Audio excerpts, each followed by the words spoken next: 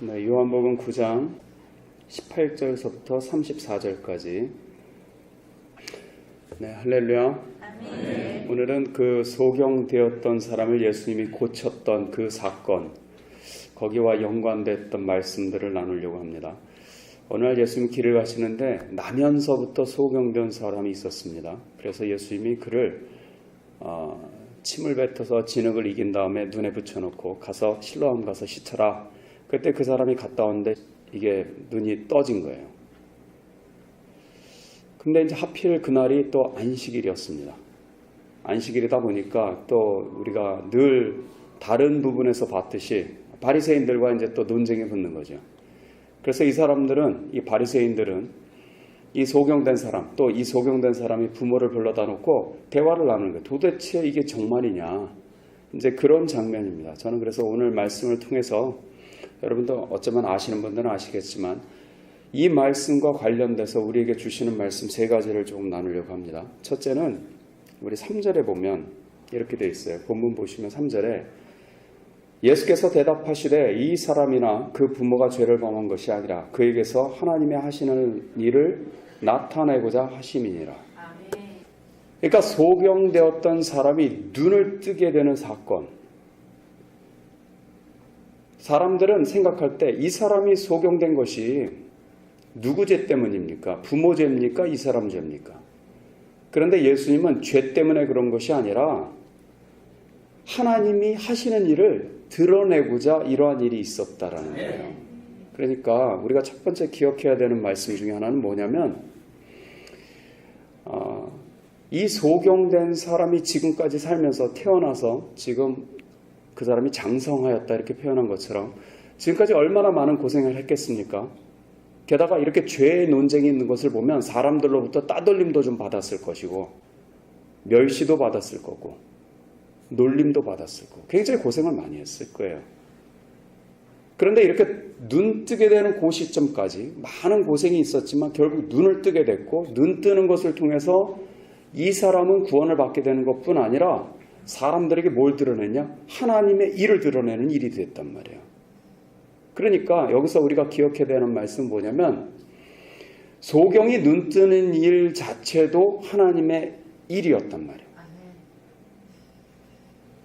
우리는 하나님 일에 대해서 왠지 정형화된 스테레오타입이라고 그러죠. 정형화된 하나님의 일, 이거를 자꾸 생각을 해요. 그래서 막상 하나님이 주신 또 하나님이 펼치시는 하나님의 일을 놓쳐요. 예를 들자면 이런 거예요. 하나님의 일뿐이다 그러면 누구를 생각하냐? 모세 생각하죠. 다윗 생각하고요. 베드로 생각하고 바울은 좀 무서워해요. 하도 고생하다 죽으니까 바울이라고 제가 이름 짓는 사람은 잘 못 봤고 신학교 갔더니 저희 클래스에서 이제 예를 들어 제 친구를 불렀어요. 데이빗 그랬더니요. 한 30명 앉았는데 6명이 돌아다 보는 거예요. 뭐 이렇게 데이빗이 많아? 다 데이빗이에요. 너도 나도 다윗과 같은 일꾼 되겠다는 거예요. 다윗과 같이 왕 되고 하나님의 마음에 합한 자가 되고 뭐 이게 다 좋은데 우린 정형화된 하나님의 일꾼상이 있단 말이에요. 그렇게 돼야만 하나님의 일을 한다고 생각하는데 이 사람도 제가 생각할 때는 그에 못지않다 그러면 좀 너무 과장이겠으나 어쨌든 하나님의 일꾼인 것은 분명합니다. 하나님의 일이 드러났잖아요. 그러니까 우리는 자꾸 스타 플레이어가 되려고만 생각하지 말고 그냥 하나님이 내게 주신 일 가운데 그걸 통해서도 하나님의 역사는 드러날 수 있다. 이렇게 생각하시란 말이죠. 제가 예전에도 비유로 들었으나 이 프로축구와 동네 축구의 차이가 있더라고요. 저같이 눈 나쁜 사람은 프로축구를 보면요. 공이 어디 있는지를 잘 가늠하기가 어려워요. 다 각자 포지션에서 공이 있든 없든 상대를 막 하고 뛰어다니고 역할 분담을 해가지고 하고 있단 말이에요. 근데 동네 축구는요. 멀리서 봐도 공이 어디 있는 줄 알아요. 한 20명이 모여 있거든. 개떼처럼 이리 뛰어다니고 저기 중앙에 공이 있다. 대충 예상이 가요. 우리는 축구를 찬다 그러면 너도 나도 스트라이커가 되겠다고 생각을 해요. 근데 여러분 그거는 기독교 정신이 아니에요.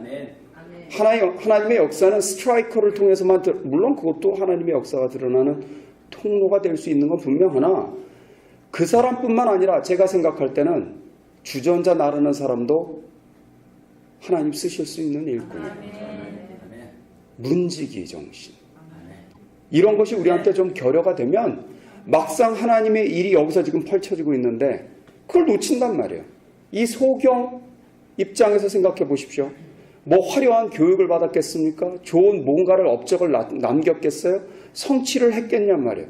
그런 거 없는데도 자기가 평생 그냥 따돌림 당하고 억울한 따돌림이잖아요.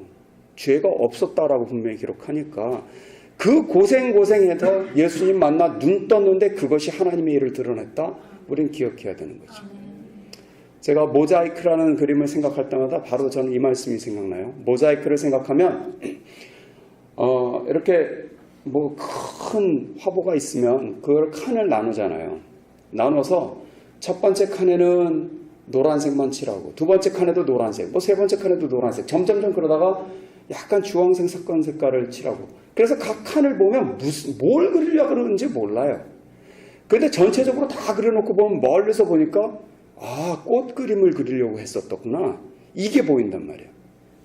그런데 행여 약간 미친 사람이 나는 꽃 그림을 그려야 돼 생각하고 매 칸마다 꽃을 그린다고 생각해 보십시오. 멀리서 보면 그게 꽃이 되겠냔 말이죠. 그런데 우리는 하나님의 큰 그림을 볼 수 있는 눈이 부족하기 때문에 내 인생이 지금 노란색 하나만 칠해지면 헷갈려 해요. 이게 맞아? 나는 지금 베드로가 돼야 될 판국인데 모세가 돼야 될 판국인데 내가 지금 주전자만 나누고 있어서 되겠냔 말이죠. 그런데 하나님의 입장에서 생각하면 주전자 나르는 것이 전체적인 그림에서는 분명히 하나님의 구원의 역사를 나타내는 그림이 될 수 있다. 이렇게 생각하시란 말입니다. 제가 예전에 저희 스승 목사님이 나눴던 일화가 있습니다. 저희 목사님이 이런 말씀 나누시더라고요. 옛날에 부흥회를 다니실 때는 정말 아주 어려운 교회에서 초청이 많이 왔대요. 근데 저희 목사님은 이렇게 몇 명 모인다 이런 걸 묻지 않으시고 갔기 때문에 근데 그 중에 한 교회를 정말 갔더니 목사님 내외분하고 할머니 권사님 이렇게 3명만 앉아있더래요. 너무 맨 처음에 그래서 아이고 야 이렇게 정말 개척교회라고 그렇게 몇 년 됐는데 그러고 있으시다는 거예요. 그래 너무 거기서 이제 말씀을 전하시는데 전하시고 나서는 기도를 해주셨대요. 기도를 하는데 그 할머니를 기도하는데 깜짝 놀라셨다는 거예요. 할머니 놓고 기도하는데요. 하나님 뭘 보여주시냐면 이 할머니 머리에 면류관이 3개가 쓰여져 있는 게 보이더래요. 그래서 깜짝 놀라서 하나님한테 물었대요. 하나님 이게 뭡니까? 그랬더니 첫 번째 면류관은 이 할머니가 이 전전 목회자가 개척할 때도 거기서 헌신 봉사하셨고 두 번째 면류관도 그 전 목사님 지금 세 번째는 지금 이분이 드러나게는 아무 일을 하시는 것이 없는 것처럼 보이지만 속에서 숨어서 기도하면서 봉사하고 하는 것들이 다 하나님 앞에 상급으로 쓰였다는 거예요. 그런데 그에 반해서 그 면류관이 사실은 목회자 상급이었대요. 근데 목사님들은 밖에서 사람들 드러나는 일만 자꾸 하다 보니까 상급을 이분이 다 가져가 있다는 거예요. 그러면서 하나님이 무슨 말씀 주시냐면 너도 조심해. 그래서 저희 목사님이 그걸 보시고 나서는요. 이야 이게 정말 모르겠구나. 하나님의 일은 겉으로 드러나는 것만 가지고는 알 수가 없구나. 당신도 그래서 은퇴하시면 교회 청소하고 다니시겠다고. 목회하시는 동안에는 자꾸 사람들이 인정하는 이 무대 위로 올라오니까 그 사람들의 칭찬, 인정을 다 받아서 자기 상급은 쌓일 시간이 없다고. 그런데 그 상급을 성도들이 다 가지고 왔다고. 보이지 않는 곳에서 애쓰니까. 그 이야기를 하셨던 게 기억이 납니다. 그래서 우리도 마찬가지로, 저도 마찬가지로 내가 하는 이게 뭐 기독교 역사를 다 봤을 때 도대체 뭘 하는지 모르죠. 다만 하나님이 맡겨주신 그 일, 아주 하찮아 보이는 그 일 속에 심지어 그게 병든 것이어도 이것을 통해서 내가 하나님의 역사를 드러낼 수 있다는 것으로 믿고 최선을 다해서 은혜를 구하실 수 있기를 바랍니다. 그게 첫 번째예요. 두 번째 말씀은요. 여기 보시면 부모와의 대화가 기록되어 있어요. 바리새인들이 이제 생각할 때 이 사람이 예수님이 고쳤다고? 말이 안 되네. 안식일을 깼잖아. 이거 죄인인데. 그러니까 이제 소경이라는 사실을 부인하고 싶은 거예요. 그래서 이게 정말 당신 아들 맞냐? 나면서부터 소경됐냐? 이제 묻는데, 여기 보십시오. 20절. 그 부모가 대답하여 가로되 이가 우리 아들인 것과 소경으로 난 것을 아나이다. 그러나 지금 어떻게 되어 보는지 또는 누가 그 눈을 뜨게 하였는지 우리는 알지 못하나이다. 저에게 물어보시오. 저가 장성하였으니 자기를 말하리이다. 근데 이 부분은 거짓말이에요. 앞에는 너무 현명하게 대답했어요. 저가 우리 아들인 것과 나면서부터 소경된 거는 맞습니다. 그런데 이게 어떻게 해서 눈을 뜨게 됐는지 누가 고쳤는지는 저희 모릅니다. 사실 알아요. 요 이전 상황에 보면 소경이 예수님을 만나지는 못했으나 실로암 가서 씻고 오는 동안에 사라졌으니까. 그런데 예수라는 분이 자기를 고쳤다라고 지금 사람들한테 얘기했거든요. 부모가 못 들었겠냐 말이에요. 저는 들었다고 생각해요. 그래서 그 다음에 이렇게 기록했어요. 이러므로 그 부모가 말하기를 그렇게 얘기했지만 여기 보시면 22절. 그 부모가 이렇게 말한 것은 이미 유대인들이 누구든지 예수를 그리스도로 시인하는 자는 출교하기로 결의하였으므로 저희를 무서워함이로라. 그러니까 이 사람들은 사실은 예수라는 분이 자기 아들을 고쳤다라는 것을 알고는 있어요. 근데 그거를 시인하지는 못한 거예요. 저는 여기서 좋은 교훈이 하나 있는데 이후에 보면 이 부모가 정말 구원받게 됐는지 아닌지를 기록을 안 해요. 그런 걸 보면 이 부모는 그냥 자기 아들의 병은 고쳤는지 모르나 예수님을 통해서 구원받았다까지는 못 가지 않았을까 조심스럽게 생각해 볼 수 있는 대목인 거예요. 저는 이 말씀에서 이걸 생각했어요. 손해가 나더라도 시인하자. 아멘. 아멘. 네, 여러분이 만약에 자식이 있어요. 자식이 나면서부터 소경됐어요. 그런데 어느 날 누군가 와서 그 눈을 뜨게 해줬어요. 근데 그 사람이 좋은 사람이라고 누군가에게 얘기하면 내가 큰 손해를 봐요. 여기 출교라는 것은 그 당시에 회당으로부터 자격증을 박탈당하고 쫓겨난다는 뜻이에요. 그러니까 종교사회니까 그것을 쫓겨나는 것은 큰 손해인 것은 분명합니다. 그런데 그렇다 하더라도 여러분 같으면은 저 예수란 분이 난 누군지는 모르나 예수란 분이 고쳤습니다. 이거 얘기 안 하겠냔 말이에요. 이 부모를 보면 답답하다고 느끼지 않습니까? 근데 우리가 딱 그 꼴이라고요. 우리가 예수님께서 내 죄를 위해서 십자가에 달려 죽으시고 나를 구원하셨다는 사실을 부끄러워하잖아요. 여기 오시는 분 정도 되면 그래도 조금 알리시는 분들인 걸 제가 알아요. 그런데 너무나도 많은 크리스천들이 지금 현재 이 직장에서요. 자기의 정체성을 숨기고 있어요. 커밍아웃을 좀 하셔야 되지 않겠어요? 크리스천들은 한때는 드러내면 이득을 봤을지 모르지만 지금은 이제 손해나기 시작했을 거예요. 그런데 이럴수록 드러냈으면 좋겠어요. 아멘. 왜냐하면 하나님이 갚아주시지 않겠나.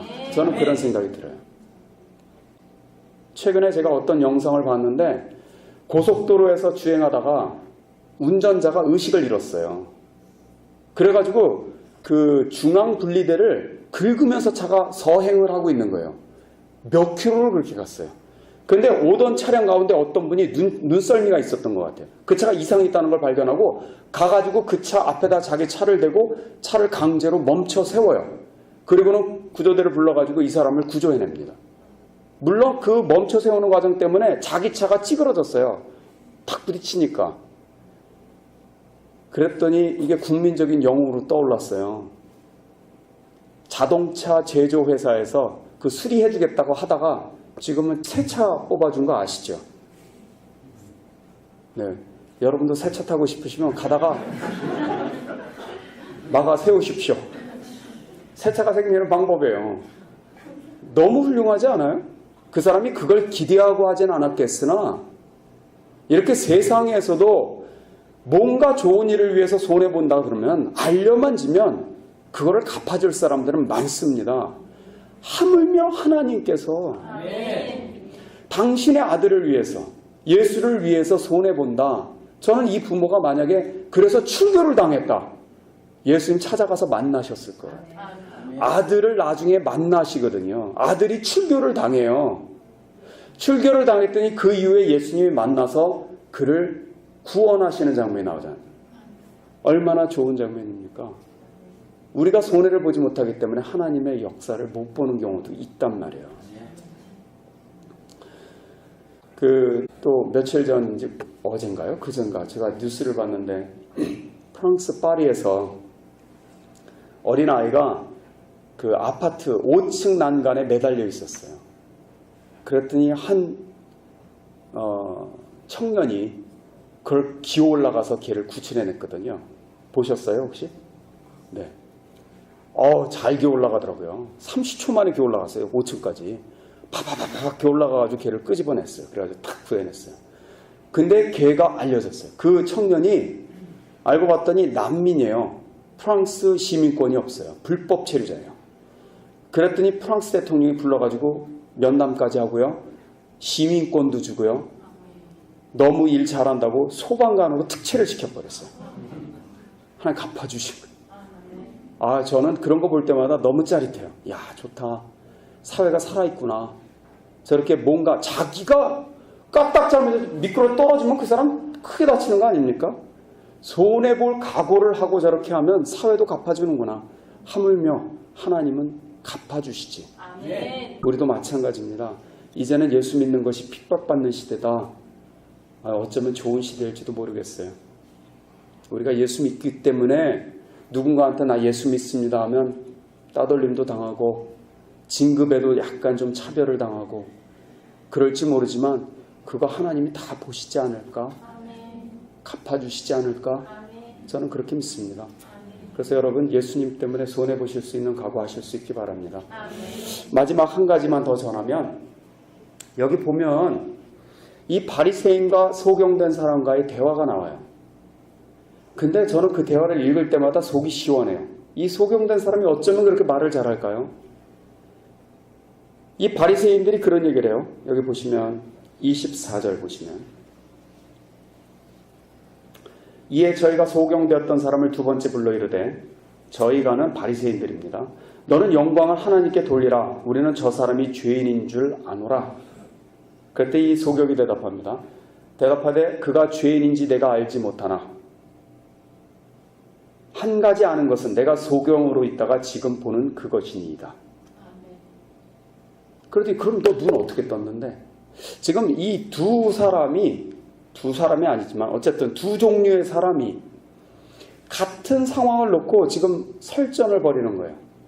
같은 상황이란 이겁니다. 안식일에 예수께서 나면서부터 소경된 사람을 고치셨다. 이 상황이에요.